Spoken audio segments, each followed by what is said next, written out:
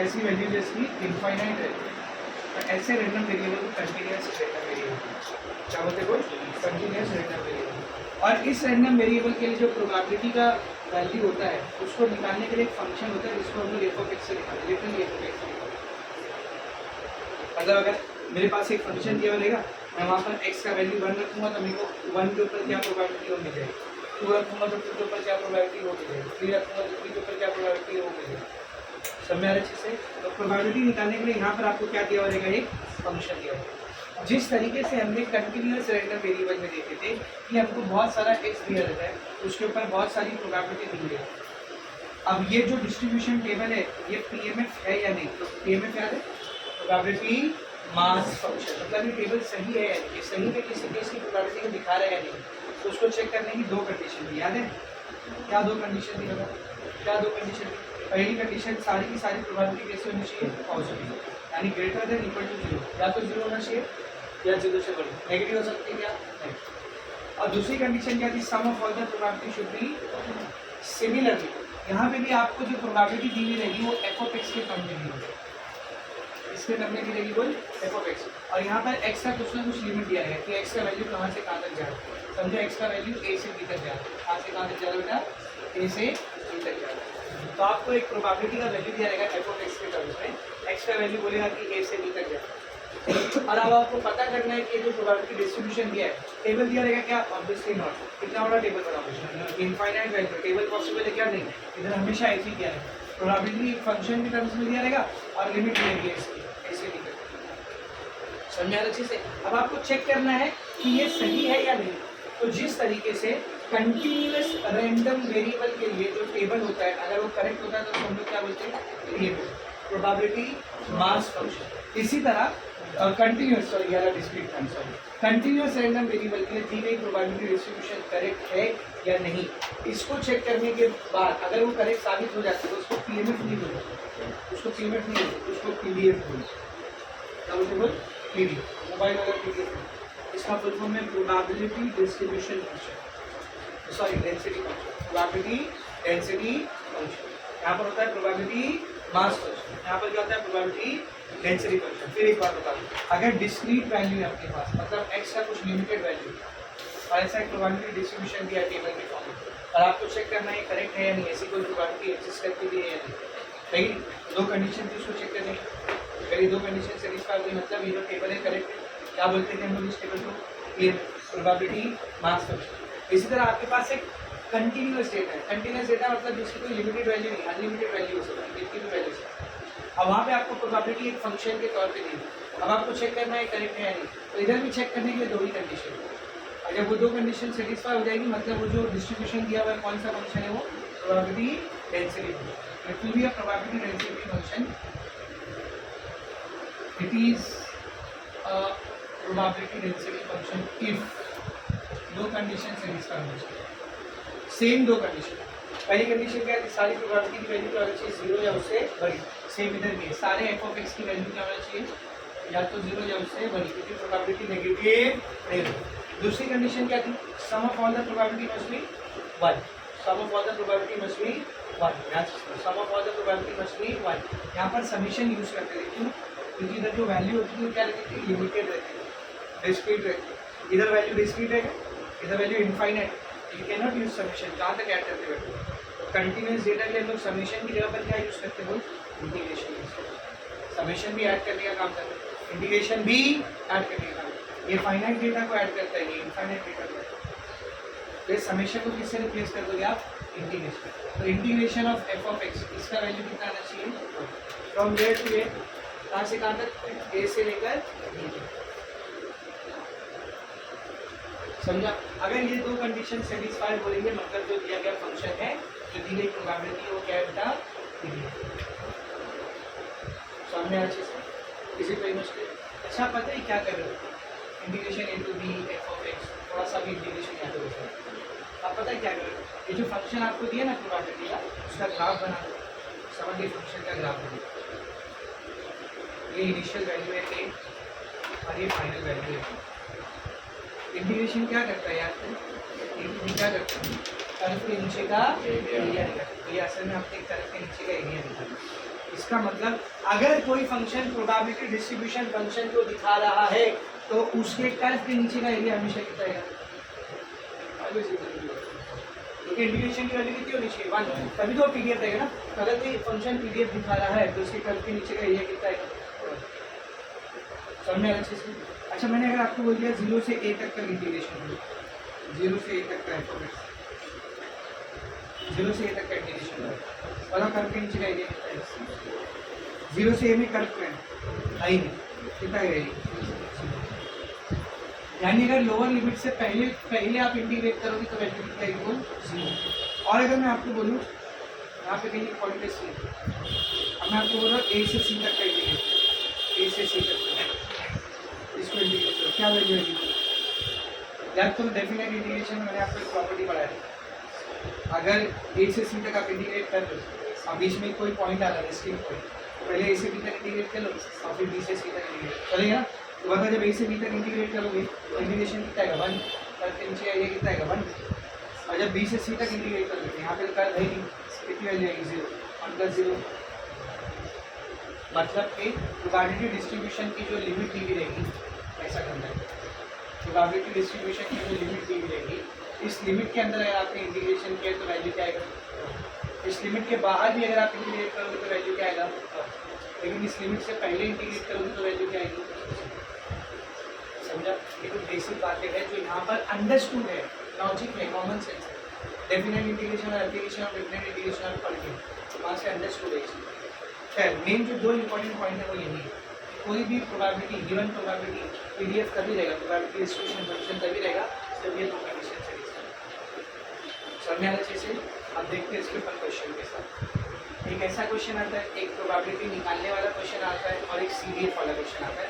सारे क्वेश्चन एकदम simple type के, कैसे सॉल्व करना है बस वो समझ, सब एक ही तरीके से सॉल्व समझ में आ रहा है, ठीक है ना। और इस चैप्टर में देखा गया पहली एक्सरसाइज से भी क्वेश्चन आते हैं, दूसरी एक्सरसाइज से भी क्वेश्चन आते हैं, दोनों एक्सरसाइज से फेमस समझना क्या इंपॉर्टेंट है, दोनों एक्सरसाइज इंपॉर्टेंट समझ में आ रहा है अच्छे से। चलो सॉल्व करते हैं, सीधा एक्सरसाइज का ज़्यादा टाइम वेस्ट सब लोग देखेंगे। पहला क्वेश्चन क्या पूछा उसने आपसे, सीधा first question, verify which of the following is PDF of random variable. दिए गए क्वेश्चन में से कौन सा क्वेश्चन पीडीएफ है वो वेरीफाई करना है, which of the following is a PDF, वो आपको पता करना है, ठीक है ना। स्टार्ट करेंगे एक्सरसाइज 7.2 क्वेश्चन नंबर 1, उसका पहला क्या दिया देखो, f of x equals to sine x और एक्स की लिमिट क्या दिया वो 0 to π। तो ये अपने को फंक्शन दिया, मतलब आपको जो प्रोबेबिलिटी निकालनी है इस फंक्शन से यूज करके एक्स की जो भी वैल्यू रख दो आपको प्रोबेबिलिटी का वैल्यू समझ आ रहा है। ये पीडीएफ रहे है यानी उसके लिए दो कंडीशन होती है। पहली कंडीशन फंक्शन की वैल्यू हमेशा क्या होना चाहिए पॉजिटिव, सबसे लोअर लिमिट क्या है 0 और सबसे हाई लिमिट क्या है π/2 मतलब 90। 0 से 90 के बीच में साइन का कोई भी वैल्यू नहीं रहेगा, कैसा है पॉजिटिव ही आएगा, फर्स्ट ऑर्डर है ना वो, कैसा आएगा बोल पॉजिटिव आएगा। तो जाहिर सी बात है पहली कंडीशन लिखी है f of x is greater than equal to 0 for all values of x between 0 to π/2। पहली कंडीशन सेटिस्फाई हो गई। अभी सेकंड कंडीशन क्या होगी बोल, एफ ऑफ एक्स का जो टोटल है टोटल कितना आना चाहिए 1, ऐसा लिखेंगे integration of F of x, और जब एफ ऑफ एक्स लिखा है तो यहाँ पर क्या आएगा ये लिमिट कहाँ से कहाँ तक की दी, लिमिट कहाँ से कहाँ तक की दी 0 to π/2, ये कितना आना चाहिए 1 आना चाहिए। देखते आ रहा है क्या लिखा है 0 to π/2 f of x, what is f of x sine x into बोलो साइन एक्स का integration minus cos x, lower limit 0 upper limit π/2, minus से बचने के लिए इसको बाहर दे दो, एक्स की जगह उसकी वैल्यू रखो, एक्स की जगह पहले आएगा π/2 और फिर आएगा 0, बीच में आएगा माइनस, बेटा cos 90 0, cos 0 1, 0 माइनस 1 बोलो 0 माइनस 1 माइनस माइनस आया क्या 0 to π/2 f of x dx कितना आ रहा है 1, दोनों कंडीशन सेटिस्फाई होगी। देखो it is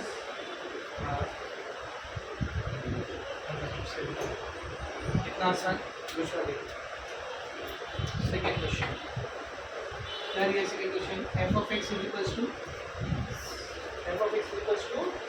x for x belonging to x कहाँ से कहाँ तक है 0 to 1 और फिर एक और दिया एंड मतलब इस डिस्ट्रीब्यूशन को दो फंक्शन से दिखा रहा है 2 minus x और x belonging to 1 ठीक है। सबसे पहले मेरा आपसे ये सवाल है कि ये जो पूरी प्रोबेबिलिटी डिस्ट्रीब्यूशन की वैल्यू है किस वैल्यू से किस वैल्यू तक है लोअर वैल्यू क्या है 0 और अपर वैल्यू क्या है इसका मतलब समझा ये 0 है ये 1 है ये 2 है 0 से 1 तक जो फंक्शन बन रहा है उसको अलग फंक्शन से दिखाया जाए f of x equals to x और 1 से 2 तक जो फंक्शन दिख रहा है उसको अलग फंक्शन से दिखाया जाए f of x equals to 2 minus और लिमिट 0 से 2 की है खाली बीच में दो अलग अलग फंक्शन है समझ आ रहा अच्छे से तो ये आपका मतलब है इसका ठीक है। अब आपको चेक करना है पीडीएफ है या नहीं तो पहली कंडीशन से इसका होना चाहिए दोनों ही फंक्शन क्या होना चाहिए अपने डोमेन में 0 होना चाहिए।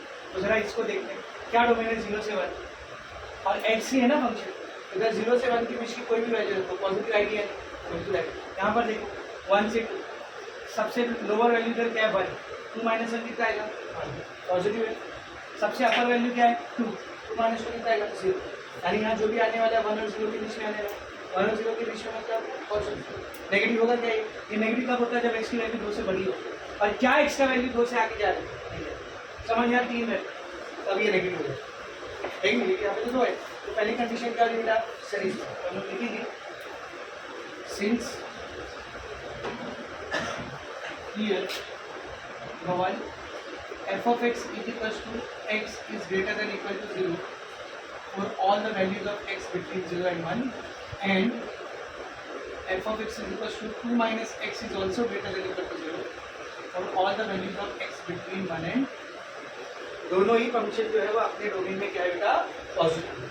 अब दूसरी कंडीशन चेक करेंगे दूसरी कंडीशन में क्या चेक करना होता है integration f of x dx की वैल्यू कितनी आनी चाहिए 1 integration f of x dx की वैल्यू कितनी आनी चाहिए बोल 1 आनी चाहिए सही है तो दो फंक्शन है दे रहे पहले मेरे को लिमिट बता क्या से कहाँ तक 0 to 1 लेंगे इनिशियली ये चालू हो रहा है 0 पे खत्म हो रहा है लिमिट आएगी 0 से लिमिट क्या आएगी 0 से अब बीच में एक ब्रेकिंग पॉइंट है ना कौन सा 1 प्रॉपर्टी यूज करो इंटीग्रेशन क्या लिख सकता है उसको पहले 0 to 1 f of x यानी पहले 0 से 1 तक का इंटीग्रेट कर दिया अब 1 to 2 f of x पहले 0 से 1 इंटीग्रेट करा फिर 1 to 2 इंटीग्रेट समझा अच्छे से दो स्टेप में इंटीग्रेट करें तो 0 to 1 के लिए फंक्शन कौन सा लोगे 0 to 1 के लिए फंक्शन कौन सा लोगे x प्लस 1 से 2 के लिए फंक्शन कौन सा लोगे बोल 2 माइनस एक्स अब इंटीग्रेट करो दोनों को x का integration x square by 2 lower limit 0 upper limit 1 2 minus x का इंटीग्रेशन 2 ऐसे रहेगा इंटीग्रेशन x है ना बाई 2 कांस्टेंट है ना कांस्टेंट का इंटीग्रेशन क्या था kx 2 का इंटीग्रेशन 2x माइनस x का integration x square by 2 lower limit 1 upper limit 2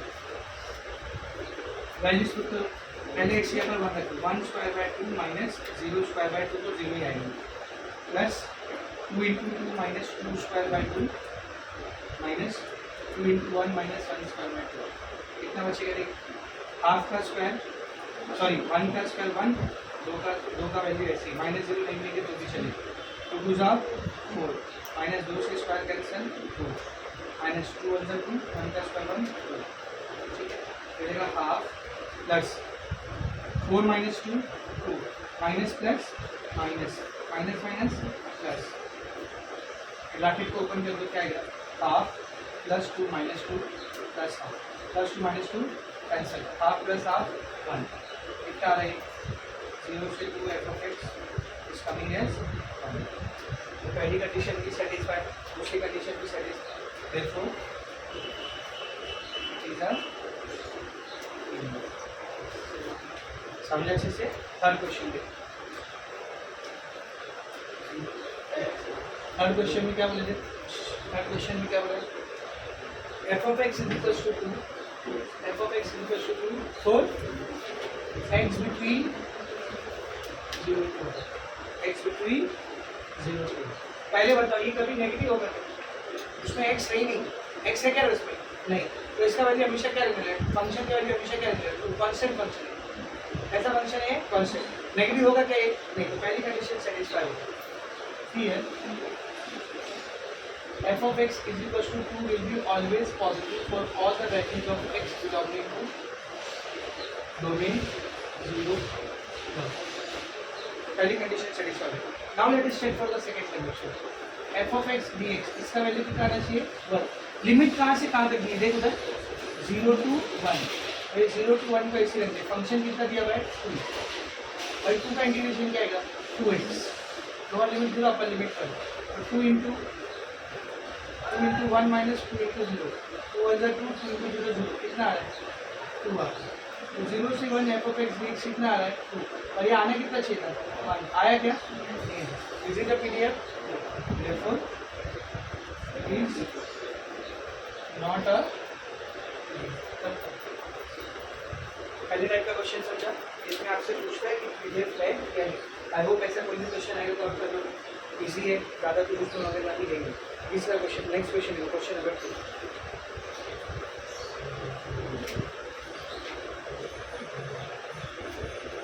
question number 2 में क्या बोला देखो, the following is the PDF of random value, उसने बोल दिया पीडीएफ है, चेक नहीं करना है, उसने बोल दिया कि वो पीडीएफ है, क्या दिया है f of x is equals to x by f of x is equals to x by 8, f of x is equals to x by 8 for the value 0 to 4, यानी जब x 0 से 4 के बीच में तब वैल्यू कितनी है x by 8 and equal to 0 otherwise, मतलब इस रेंज में 0 से 4 के रेंज में फंक्शन ये है x by 8, इसके बाद और उसके पहले फंक्शन कितना है 0, यानी सिर्फ इसी रेंज में डिफाइन करना है, उसके बाद और उससे पहले डिफाइन नहीं 0 ठीक है ना, तो ये इसी करना है ठीक है ना, क्यों दिया माने 0 को जब इंटीग्रेट करोगे तो कितना आएगा 0 ही आएगा, 0 का इंटीग्रेशन पे क्या आएगा, मैंने आपको बताया था रेंज के बाहर कर्व रहते नहीं, यहाँ पे भी इंटीग्रेशन 0 आएगा, यहाँ पे भी इंटीग्रेशन तो नहीं भी देता तो आपको समझ में आ रहा अच्छे से, तो ये कंडीशन अपने को दी गई। आगे देखो क्या बोला इसमें, मेन क्वेश्चन क्या है, फाइन प्रोबेबिलिटी निकालना, क्या निकालना है बेटा देखो प्रोबेबिलिटी, बहुत ही आसान क्वेश्चन है, सब लोग जान देखो क्या निकालना है, पहला प्रोबेबिलिटी देखो p of x greater than less than 1.5, ये प्रोबेबिलिटी आपको निकालनी है, कोई भी प्रोबेबिलिटी निकालने बोले आपको दिए गए पीडीएफ के कोई भी प्रोबेबिलिटी निकालने बोले, देखो कैसे निकालने, सबसे पहले चुपचाप लिख देने का integration f of x dx, चुपचाप क्या लिखने का integration f of x dx। अब जो मेन यहाँ पर काम है ना वो इस इंटीग्रेशन की लिमिट पहचान है, इसने क्या बोला x का वैल्यू क्या होना चाहिए 1.5 से कम होना चाहिए, जरा रेंज देखो अपनी कहाँ से कहाँ तक की है, रेंज देखना कहाँ से कहाँ तक की है 0 से 4 तक की, अभी क्या बोला x का वैल्यू 1.5 से कम होना चाहिए, मुझे बताया 0 से 4 में 1.5 किधर आएगा, बीच में आएगा ना यहाँ पे कहीं, अब उसने बोला है कि मेरे x का वैल्यू 1.5 से कम होना चाहिए, 1.5 से कम होना चाहिए, तो मतलब लिमिट क्या रहेगी 0 तक कम हो गया, ये 0 से शुरू होगा 1.5, बस इतना पहचानना है, इतना काम करना, अब रख दो फंक्शन का वैल्यू रख दो, ये 0 to 1.5 ऐसे रहेगा, कौन सा value of function x by 8 dx, correct है, 1/8 कांस्टेंट से बाहर निकाल इंटीग्रेशन x 0 to 1.5 dx, क्या आएगा बोल 1/8 ऐसे ही x का integration x square by 2 0 to 1.5, ये दो भी कांस्टेंट है बाहर निकाल दो, ये दो बाहर आएगा, x से मल्टीप्लाई करके क्या जाएगा 16, क्या बचा x square 0 to 1.5, value put करो यहाँ पर, वैल्यू पुट करो, पहले x के यहाँ पर क्या आएगा बोल 1.5 का स्क्वायर माइनस 0 का स्क्वायर क्या करें 0 है, देख मैं इसको क्या कर रहा हूँ 1/16 को ऐसे रहते, ये 1.5 मतलब 1.5 ना, 1.5 बोले तो 3/2, 3 का आधा, और ऊपर का स्क्वायर ऐसे, ये 0 को नहीं लिखे तो भी चलेगा, क्या आ जाएगा बोल 1/16, 3 का स्क्वायर 9, 2 का स्क्वायर 4, कितना हो जाएगा 9/64, ये आंसर है, फिनिश हो गया, समझा। सेकंड देखो जरा क्या बोला है,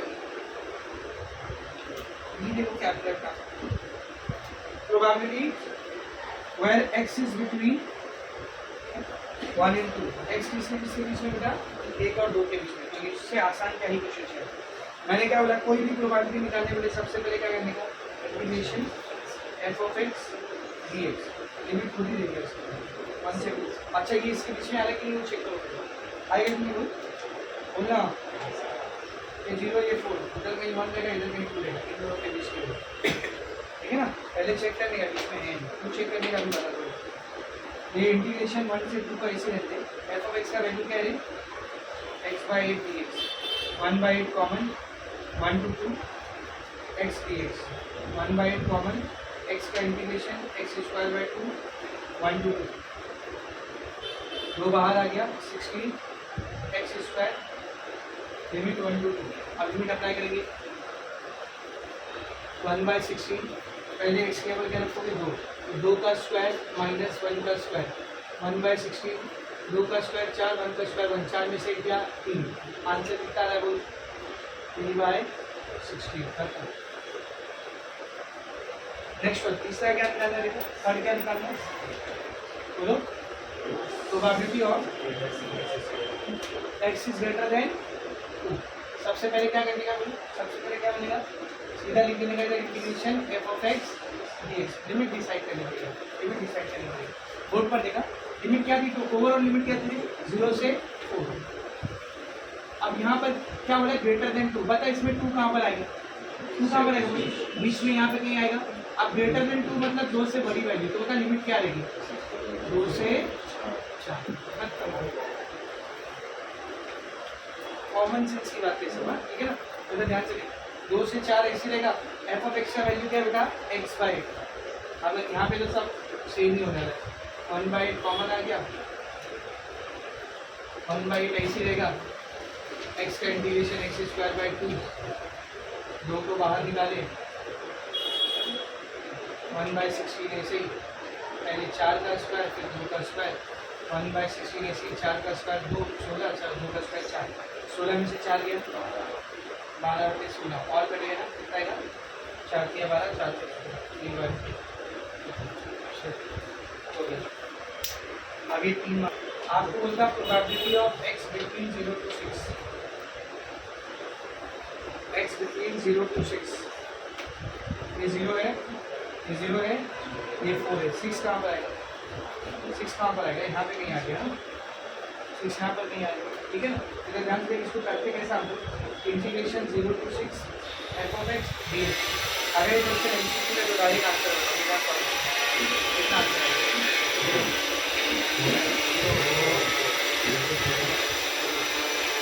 अभी शुरुआत में बताया जो लिमिट दी रहती है, लिमिट अगर पूरी लिमिट पे इंटीग्रेट करेगा तो ए का तो 1 ही आने वाला है, लिमिट से पहले इंटीग्रेट करेगा तो 0, लिमिट के बाद भी करेगा तो 1,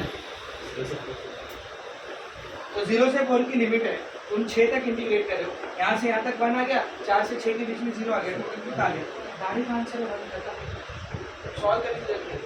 और अगर सॉल्व करने बोला तो कैसे करोगे, पहले इसको 0 से 4 तक इंटीग्रेट करोगे, है ना, और फिर इसको 4 से 6 तक इंटीग्रेट करोगे। भाई ध्यान से देख, 0 से 4 ये तो पूरी अक्की लिमिट हो गई, तो अक्की लिमिट में कोई भी पीडीएफ का एनिमेशन कितना आता है 1, ये तो 1 ही आने वाला है, 1 आने वाला है, क्यों, because it is a PDF, ये क्या है बोल पीडीएफ है, तो कोई भी पीडीएफ अपने एंटायर रेंज पे जब उसको इंटीग्रेट करोगे तो वैल्यू कितनी आएगी बना, पीछे क्या रहेगा ना, नहीं किसी भी पीडीएफ को उसके एंटायर रेंज पे इंटीग्रेट करोगे तो वैल्यू कितनी आएगी बना, तो उसके एंटायर रेंज पे इंटीग्रेट करोगे वैल्यू 1 आ गई, और लिमिट के बाहर चेक करो तो 0 1 तक 0 कितना आ गया, 1 आ गया, खत्म, सॉल्व करने की जरूरत नहीं। समझा अच्छे से, एक क्वेश्चन ऐसा रहता तो देखो